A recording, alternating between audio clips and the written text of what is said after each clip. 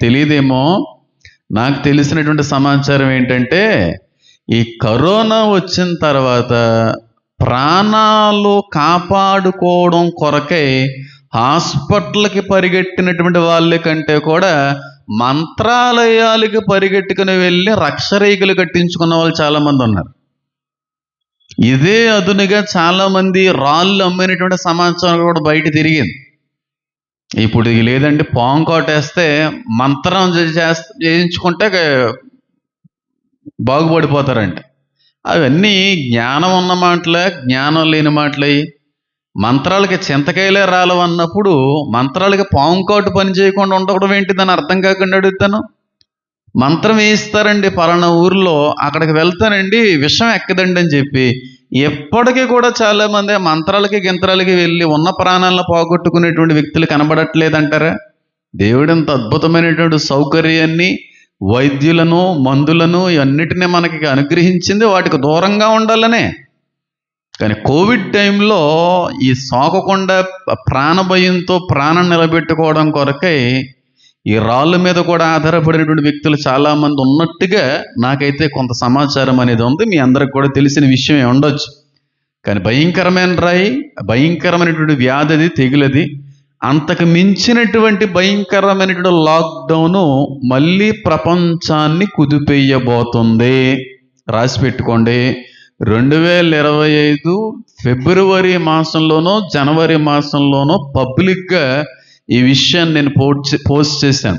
పెద్ద పాండమిక్ అనేటువంటిది రాబోతుంది.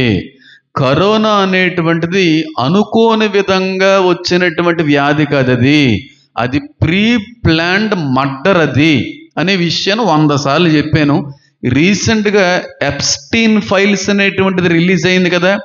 ఆ ఎప్స్టీన్ ఫైల్స్లో నేను చెప్పిన మాట బయటకు వచ్చింది. ఏమనంటే, బిల్ గేట్స్ అన్నాడంట. బిల్ గేట్స్ అనేటువంటి ప్రపంచ కుబేరుడు ప్రపంచ జనాభాని తగ్గించాలి అనే ఉద్దేశంతో తయారు చేసినటువంటి ఒక క్రిము అని చెప్పి ఎప్స్టీన్ ఫైల్స్లో రాయబడింది. అంటే ప్రపంచంలో భేదవాళ్ళు ఉండడానికి వీలు లేదు, ప్రపంచంలో ఉన్నవారందరూ కూడా ధనికులే ఉండాలి అనేటువంటి ఒక దౌర్భాగ్యపు ఆలోచన వచ్చింది ఈ ధనికుడికి. కాబట్టి ఈ 1.5 మందిలో ధనికుల కంటే ఎక్కువగా చచ్చిపోయింది ఎవరో తెలుసా? భేదలే. అభంశుభం తెలియనటువంటి, ఏ విధమైనటువంటి ఆరోగ్య సలహాలు కూడా పొందుకోలేని పరిస్థితుల్లో ఉన్నటువంటి, చదువు లేనటువంటి వ్యక్తులు చాలామంది ఎగిరిపోయాడు. ఆడ ప్లాన్ వర్కౌట్ అయింది. నేను ధైర్యంగానే చెప్తున్నాను. 2025లో కూడా చెప్పాను, మాస్ మర్డర్ ప్లాన్ ఇది.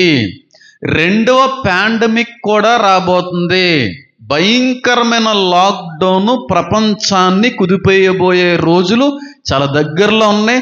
రాగలిగేటువంటి 4 సంవత్సరాలు ప్రపంచం ఈ మునుపెన్నడూ కూడా చూడని శ్రమ రాబోతుంది. ఈ 2030 లోపు ఉన్నటువంటి సంవత్సరాలన్నీ కూడా భయంకరమైనటువంటి గడ్డు కాలము. ఇది ఎప్స్టీన్ ఫైల్సే కాదు, ఎప్స్టీన్ ఫైల్స్ నిన్న రిలీజ్ అయింది. నేను 2025లో చెప్పాను ఈ మాటని. పెద్ద పాండమిక్ రాబోతుందని, ఇది పక్కా మర్డర్ ప్లాన్ అని బిల్ గేట్స్ బయటపడ్డాడు. కొంతమందితో మాట్లాడుతున్న మాటలు కూడా బయటకు వచ్చేసినాయి.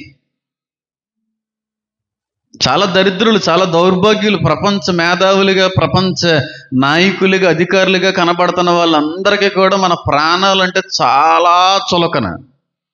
ఇప్పుడు వాళ్ళకి ఏదన్నా వస్తే తప్పించుకోవడానికి బంకర్లు కట్టుకున్నారు, ప్రత్యేకమైన జట్లు కొనుక్కున్నారు, అంతరిక్షానికి వెళ్ళిపోవడానికి కూడా టికెట్లు సంపాదించుకున్నారు.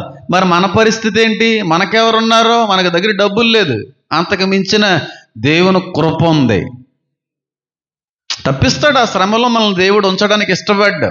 వాళ్ళందరికీ తెలిసి ఏం జరగబోతుందో, ఏం జరుగుతుందో, రాబోయేటువంటి దినాలు ఎంత భయంకరమైనవో అన్నీ తెలిసి అన్నీ రెడీ చేసి పెట్టుకుంటున్నారు. మనకు అవి ఏమీ తెలియజేయనివ్వరు. ఎందుకంటే మనం ఉన్నా లేకపోయినా వాళ్ళకి వచ్చే లాభం ఏమీ లేదు అనేటువంటి కారణంతోనంటే, భేదలు లేకుండా తిడిచిపెట్టాలనే ఆలోచనతో ఈ చేసినటువంటి పెద్ద ప్లాన్ ఇది.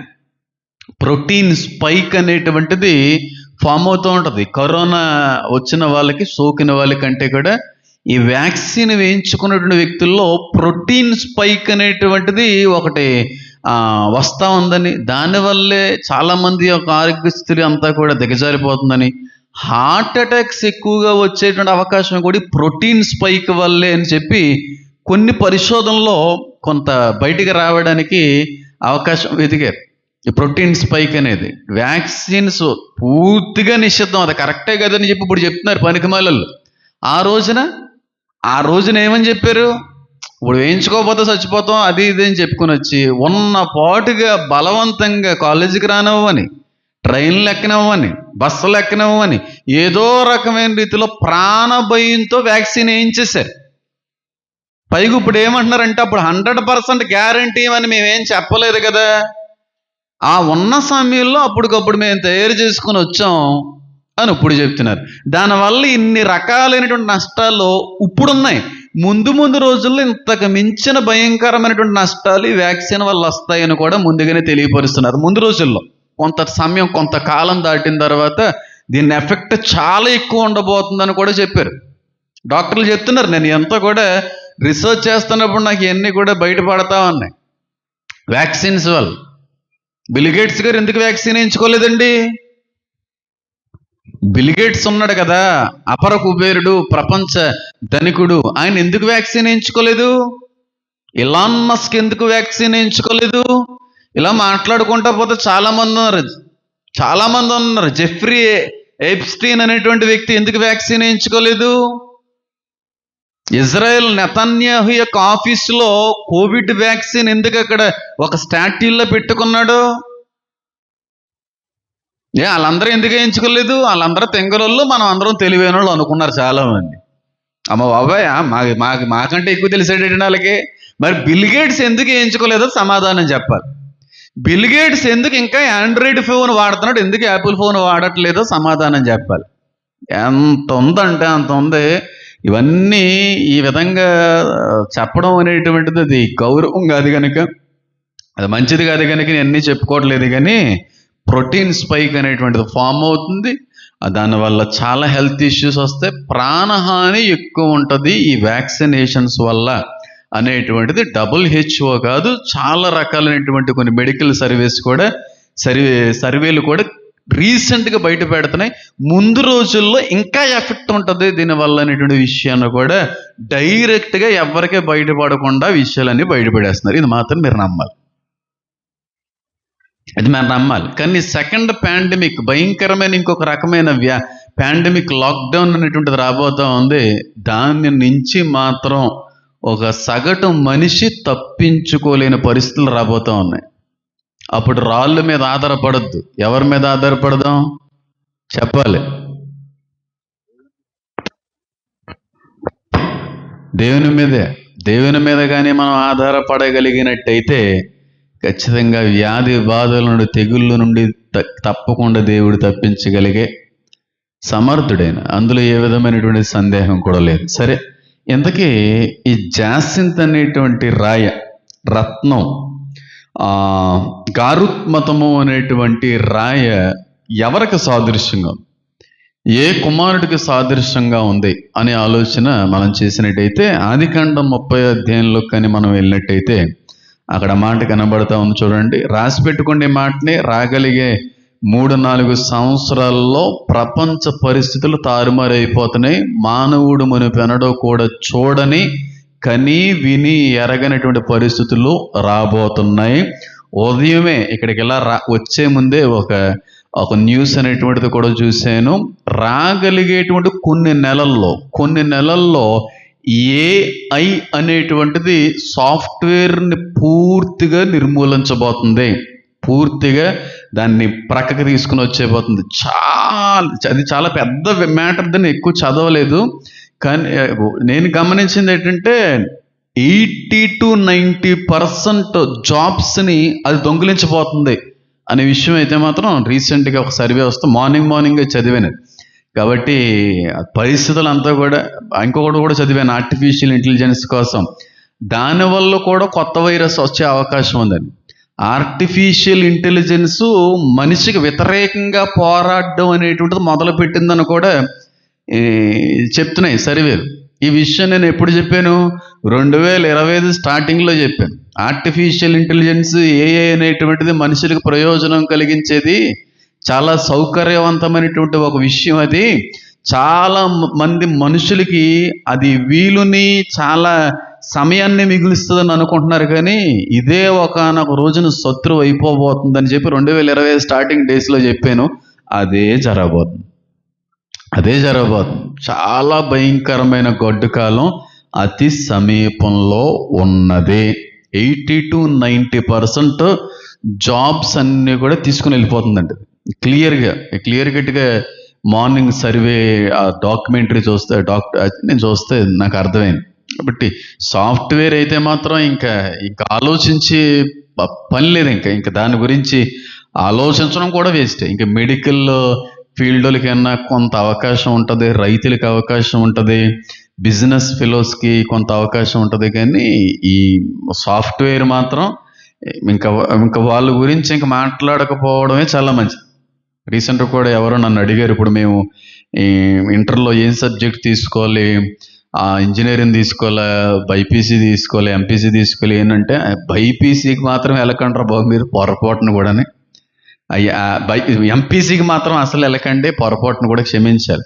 ఇంజనీరింగ్ అలాంటి సబ్జెక్టులు అవి తీసుకుంటాను అనుకుంటున్నారేమో, పొరపాటును కూడా వెళ్ళకండి. అలా కాదన్నా ఆర్టిఫిషియల్ ఇంటెలిజెన్స్ అనే కోర్స్ ఏదో వచ్చింది, ఇప్పుడు అది తీసుకోమంటున్నారు, మా ఫ్రెండ్స్ అందరూ తీసుకుంటున్నాము అంటే, అది చేసి ఏం చేస్తాం? ఎందుకని డైరెక్ట్గా మనుషులు లేనటువంటి ప్రపంచాన్ని చూడాలని చెప్పి ఇలాన్ మస్క్ అనుకుంటా ఉంటే, నువ్వు ఆ కోర్స్ చేసి మళ్ళీ నీకెందుకు ఉద్యోగం ఇస్తారల్లో? డైరెక్ట్గా రోబోట్సే ఉన్నప్పుడు. కాబట్టి చాలా ఇంకా నేను దాని గురించి ఎక్కువ మాట్లాడితే సమయం వేస్ట్ తప్ప అంతకు మించి ఏమీ లేదు. చాలా భయంకరమైన గొడ్డు కాలం చాలా దగ్గరలో ఉంది. చాలా మంది జాబ్స్ ఊడిపోయేటువంటి కాలం చాలా దగ్గరలో ఉంది. ఫ్యూ మంత్స్ అని కూడా చెప్పారు. ఫ్యూ మంత్స్ నీ వరకు ఏదైనా విన్నావా?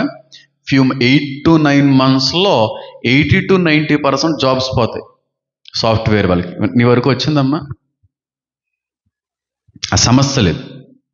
పొరపాటును కూడా టీచర్స్గా కూడా అవే అపాయింట్ అవ్వబోతున్నాయంట. అంటే మనకి టీచ్ చేసే క్లాస్ రూమ్లో టీచర్స్గా, లెక్చరర్స్గా పనిచేయబోతున్నాయంటే కొన్ని నెలల్లో. టీచర్స్తో పని లేదు. డ్రైవర్గా ఎన్న పని, ఆ డ్రైవర్లు ఆల్రెడీ ఆటోమేటిక్ కార్స్ వచ్చేసింది. ఇంకా డ్రైవర్లతో అసలు మనిషితో పనే ఉండదండి. అలాంటి పరిస్థితి అవ్వబోతుంది. మళ్ళీ చెప్తున్నాను, 2030 లోపు ప్రపంచ పరిస్థితి అంతా కూడా అతలాకుతలం అయిపోతుంది. సెకండ్ పాండమిక్ కూడా ప్లాన్ చేస్తున్నారు. సరే, చాలా గట్టిగా ప్లాన్ చేస్తున్నారు అనే విషయం కూడా తిరుగుతూ ఉంది. కాబట్టి ప్రార్థన చేద్దాం. అన్నిటికంటే కూడా ముందుగా మనం సిద్ధపడితే ఏం మనం చూడక్కర్లేదు. ఎందుకంటే ఆయన రాకడ సమయం ముందు మనం అందరం ఎత్తబడతాం. సిద్ధపాటు లేదనుకోండి, ఇంతకు మించిన పరిస్థితులన్నిటినీ కూడా మనం చూసేటువంటి పరిస్థితులు వస్తాయని మాత్రం ఖచ్చితంగా నేను చెప్పగలుగుతున్నాను. సమయం అయిపోయింది, చాలా దగ్గరగా ఉన్నాం. మనం దేవుని రాకడ దినాల్లోకి మనం వచ్చేయడం కూడా జరిగింది కనుక సిద్ధపడండి. అయితే ఈ 7వ రాయి